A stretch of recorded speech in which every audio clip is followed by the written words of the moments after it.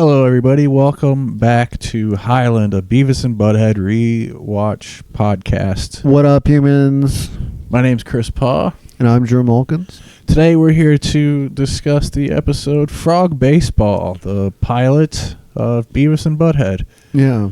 Originally airing on September 22nd, 1992 as part of Liquid Television, kind of anthology show that aired on MTV at the time. They would get all kinds of different weird animations and sketch. I think some live sketches. A lot of animations, just very strange, crudely drawn. I don't remember that. Again, I was like 10 years old. Yeah, I watched an episode, but I watched an episode in preparation for this. Very weird show, very of the 90s. Yeah. Like very few things are. It was very much of the moment. Well, these early shorts were also for like animation competitions. Yeah, this one in particular, Frog Baseball, was part of a animation festival called Mike and Spike's Twisted Animation Festival. And eventually it aired as later as an episode of the actual show with music videos and all. Yeah. As part of it. And he knew other people that were involved in this. This is what made animation seem achievable for him, I think. Yeah. And it would go on to influence, like the South Park guys have said, like they just seeing him kind of throw together these crude animations for MTV and stuff is what inspired them to. They were like, fuck it, we'll just do it with construction paper and stuff. Mike Judge did animated, voiced, wrote, played the music, the intro music that, the meme that says you can't hear a picture. Yeah. You can hear the Beavis and Butthead music when you see that image. Yeah, it's such an iconic song, and it's really great that he was able to come up with that, and it stayed so. And he played all the instruments. He was a professional musician prior to all of this happening. That's what he was doing. Yeah, and he says he put it in there just as a placeholder, and assuming that MTV, being a music empire, would put their own music in it, but it stuck, and we're glad it did. It's become iconic, Yeah. This episode is the short synopsis. There's not much of a plot here. Beavis and Butthead are watching commercials. They see a commercial for the Men's Warehouse. There's a Susan Sarandon commercial. I think these get reused later in some episode, maybe. I know the Thigh Master, they go back to that in a later episode, but I think it's not the same animation. I think that there's like an episode where the plot is actually involved with them watching the Thigh Master commercial, but I could be wrong about that. It's been a minute. I know in the next one that it's one of those rare, very rare is it plot driven that they're watching television. There's a handful of times over the years. In this case, it is not related. There's just a couple of shots of the fellas, the boys watching commercials. And then they're suddenly outside shoving a firecracker into what we presume is some sort of lanternfly's butt. Yeah. They blow up a grasshopper. Some kind of big green bug. They blow up a bug with a firecracker until they happen to notice a frog. Yeah. They both yell, "Frog baseball!" Butthead strikes out, or nearly strikes out. Then he strikes out. For some reason, he hits Beavis in the head with a baseball bat. Beavis in the head, which I've seen that image around. That gets reused. I think that's even been put on T-shirts and been used as merch and stuff. Probably. And then the sort of the punchline there, if you want to call it that, is they hit the frog. It's a bloody mess. and then they see a dog. Yeah, and then they say dog baseball, which and that's a little far. It's a lot, and then you hear the dog whimpering. They decide to show some restraint. They don't show them hit the dog, it's but off you hear camera. it but as you the still hear them hitting a dog with a baseball bat, which is as rough. The credits roll to the music plays. To be continued. Yeah. So, that's the first episode. Real quick, I'll run through the videos that play, and then we'll talk about the differences in some of those. In the version that we watched, we get Milli Vanilli's "Girl, You Know It's True," Guns N' Roses' "Garden of Eden," Dire Straits' "Walk of Life," Wilson Phillips' "Release Me," and then the next break, it's the Technetronic with "Move This" and Kiss with "Rock and Roll All Night and Party Every Day." What's your general vibe on this episode? And I like this episode. I'd give this 4 out of 5 stars. Personally, I think this is just a great establishing. You really see in that minute and a half of animation between the videos, you really see who these characters are. Again, I think that they take it a little far at the end. I don't know that is who these characters end up being that they. But again, but just that these are these kind of cruel and stupid characters. I think that they really, in a way, started off with such kind of an iconic image of the character.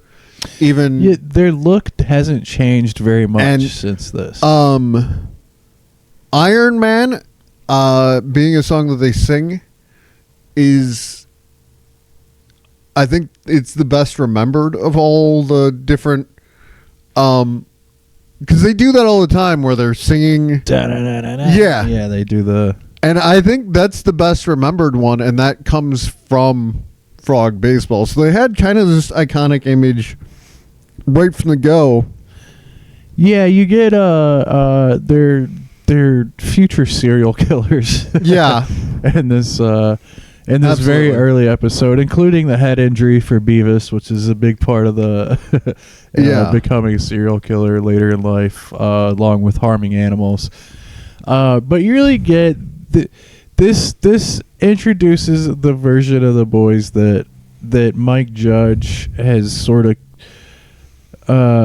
not complained but talked about over the years of and it's this thing in pop culture where there's these characters you're not supposed to like. Yeah. And you end up liking them anyways, and then they kind of, become their own thing over time.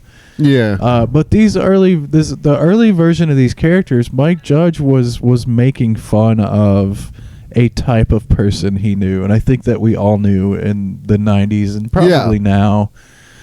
These sort of shitty metalhead guys that are maybe bullies or get bullied, and that's why they behave this way. Yeah, these antisocial. Because we'll see where they go from here. Because over time they do become likable characters, and again, we're going to kind of be paying attention to when that happens, because it's certainly not in Frog Baseball. They do not come off as likable characters here. It's still as proto versions of the characters. I think it's very true to who they become for the most part throughout the series, though. I would. Is a good representation. I would only argue they become less cruel, because you get to a point where, in their maturity, we'll call it, where there's the rat episode that we'll eventually get to, where they're trying to kill a rat, they can't do it, they end up keeping it as a pet, and that's pretty much that episode. But that's Yeah, I remember that one now. That is a funny one. So they become less cruel over time, but the bones are definitely there. You know, the da da da da da, the constant yeah. The laughing, the voices are very different in this early one, but you can tell this is the beginning. Yeah, you can see where all of these things sort of come from over time, even in this early version. So yeah, and then the music videos here. So there originally, when it aired on Liquid Television, there were no music videos. No, there weren't. That was added later to beef out season 1. Season 1 only has like 3 official episodes, so they also put the 2 pilots. They crammed music videos in there so they could air those as episodes too, because it was rough going in the early days. They just did not have enough content. The show gets picked up. It had aired in 92, originally in September of 92, and then in March they pick it up, and this episode airs again with music videos on March 11th of 93 as a full episode of the show, which is not 22 minutes as most cartoons are. Presently, these were 12 to 15 minutes. They would air 2 at a time to fill the whole half hour of, including commercials. That's really never changed though. Even the new series are half-hour episodes, but there's 2 stories, 2 shorts in most of them. Yeah. There are episodes throughout the series that were maybe they aired them as 2-parters or something, but they come out to 22 minutes now. Oh, okay. When you scroll through the Paramount Plus, there's 12, 11 and 12 minute episodes, some 9-minute episodes, and then there will be a random like 22-minute episode. Yeah. Here and there, and those are I would imagine he had the freedom to just, if he had that half-hour time slot. Yeah. So maybe there were just some that were double length.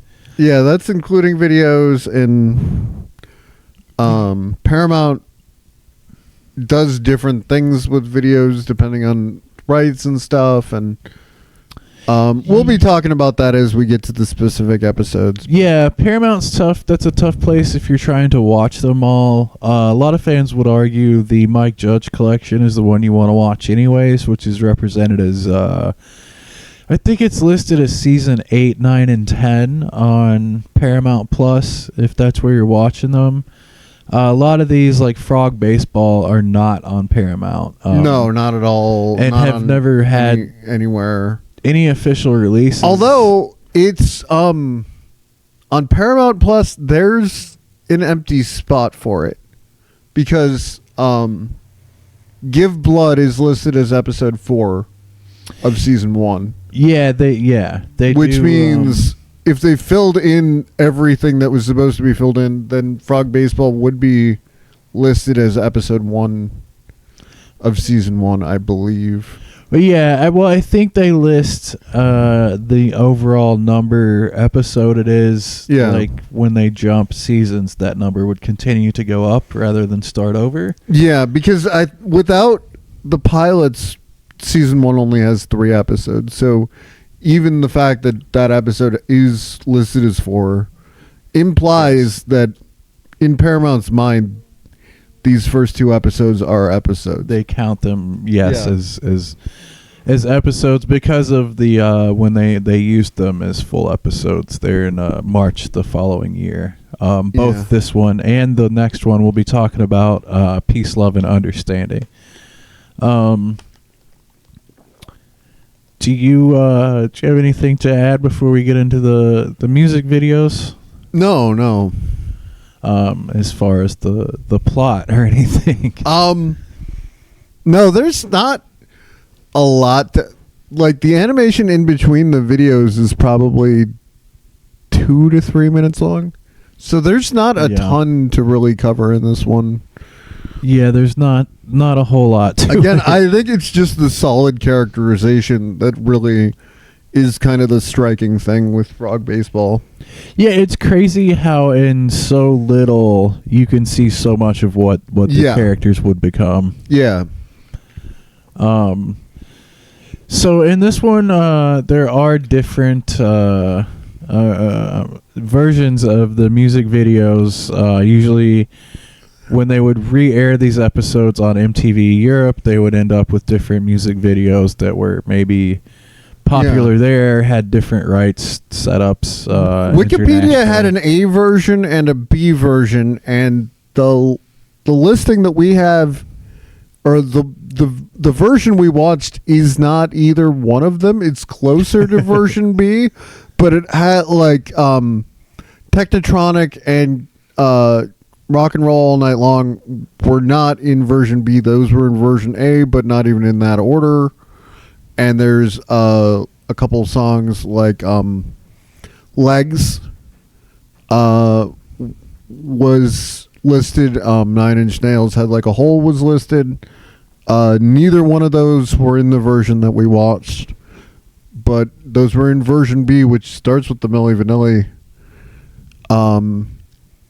And yeah, some of them were different, but this is the version that we ended up seeing. So yeah, the ones we listed, I listed before. As far as jokes during this, do you have any standouts? Well, the Milli Vanilli, I really liked when Beavis said, "Hey, these guys are really good dancers," and Butthead says, "No, dude, those guys aren't really dancing." Like, that's such a brilliant joke. I'm glad that they kept that. If you weren't alive in the 90s, Milli Vanilli famously was a group that got caught lip syncing. Yeah, not even that. They didn't make the music. Like, it was like studio musicians.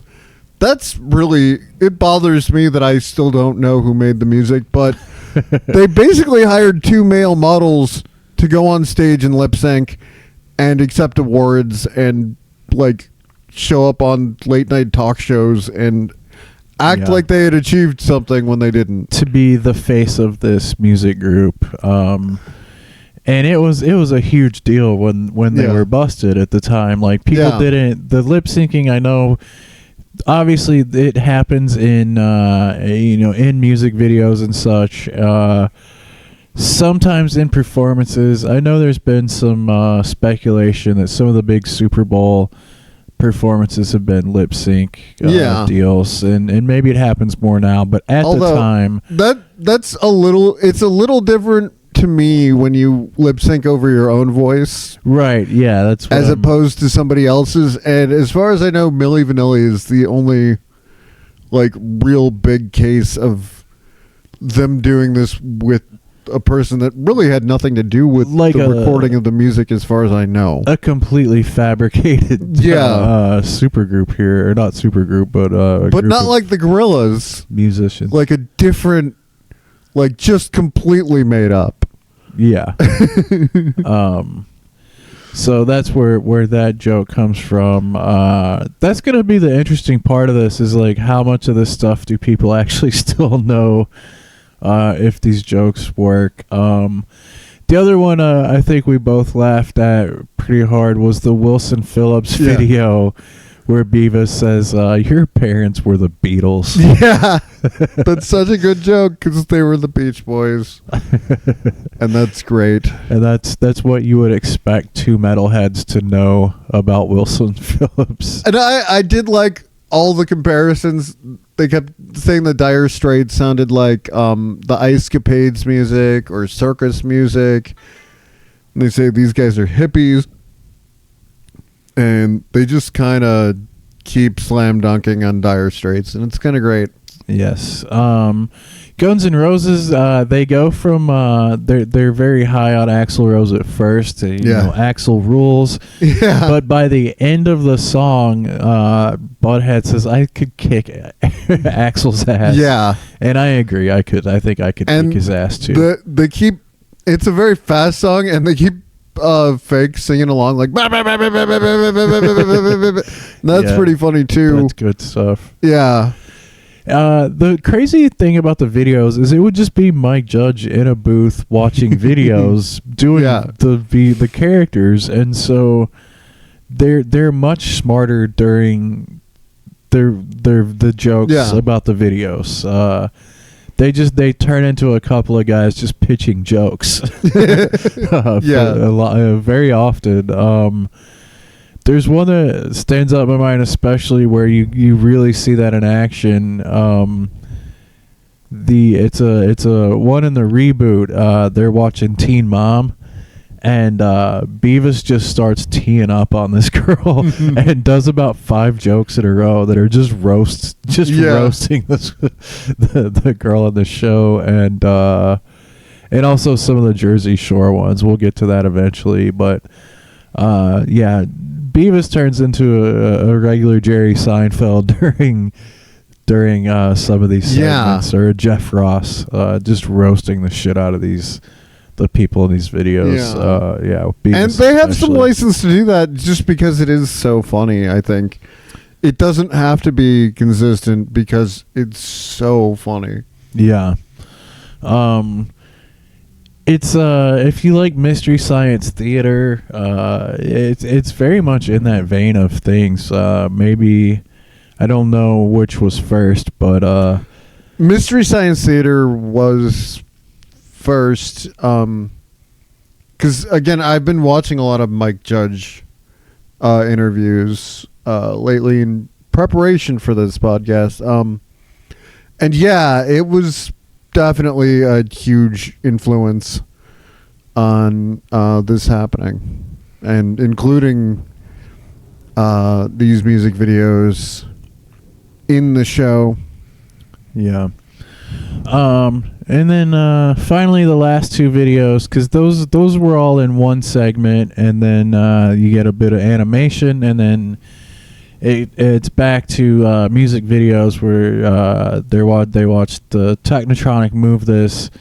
I don't think there was anything especially funny in that one. And then Kiss, Rock and Roll All Night, and this was right after Kiss took their makeup off. Yeah. So they were very much of the opinion that they need to put their makeup back on. Yeah, that was pretty funny.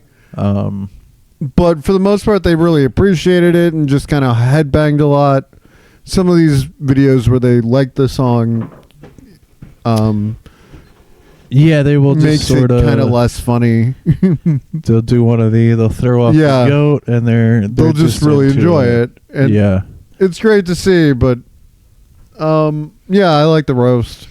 I tend to agree with them on the songs that they enjoy. I mean, it's classic for sure. Rock and roll all night and party every day. So on a scale of 1, this sucks, and 5, this rules, where do you put? Solid 4. Baseball? It's not the best Beavis and Butthead episode ever, but I think it's very, I think just being able to get those characterizations out there so early is such a great and impressive feat. And 4 out of 5 for sure. To just nail them so hard in the first time out. Yeah. I'm going to go, I want to say 3, because I know what sort of episodes my 5s are going to be. This one is obviously it's the first one. You can't really fault it for it, but the characterization of Beavis for me is the high water mark. Is some of the Cornholio episodes, and there's some other ones that aren't just Cornholio, but for me, the show's at its best when Beavis is at his best. At least at this point. As we discuss it and go through, I may find more to like about Butthead, but going into it right now, I'm a big Beavis stan. For sure. But I'm gonna give it like a 3 out of 5. just because I know, just in anticipation of how of the highs that I think it achieves later on. So yeah, and I'm so impressed with this being the first thing that I'm willing to have that higher rating out there. I don't let it that. stand with the highest rated ones. Yeah, well, I'm still just giving it 4 stars, so I still have a place to go. Okay, yeah. But yeah, I a lot of respect just for making this in the first place. Pretty solid, very solid outing. It was the first thing he made, and to go, it would have felt like, having made things ourselves, I would say you feel pretty damn good when you get into that original animation festival with it, right? And then you get it onto Liquid TV. And then to go from that to full-on episodes, and but even the animation's a bit rough compared to where it ends up. But I don't think that's worth really factoring into. To go from here into a whole lifetime of making these shows with these characters, I think that's it's a very pretty solid first outing. Yeah, for sure. So, anything else? Follow us. Follow me at Chris E. Paw on Instagram. That's the letter E, not Chrissy like a girl's name. That would be lame. I currently don't have any social media that I'm promoting personally. Follow Sad Boys Social Club on YouTube. Follow us, whatever this is. Yeah. Like and subscribe to this channel here. Yeah. Try to interact, comment, stuff like that. It really helps push this out there into the algorithm. We will appreciate it immensely. We don't have a sign off yet. What's we need a good Beavis and Butthead sign off. Funk that. Funk that. Question. Funk that.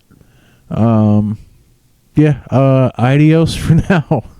I don't know. We'll think of something. Funk that. Yeah, and funk that.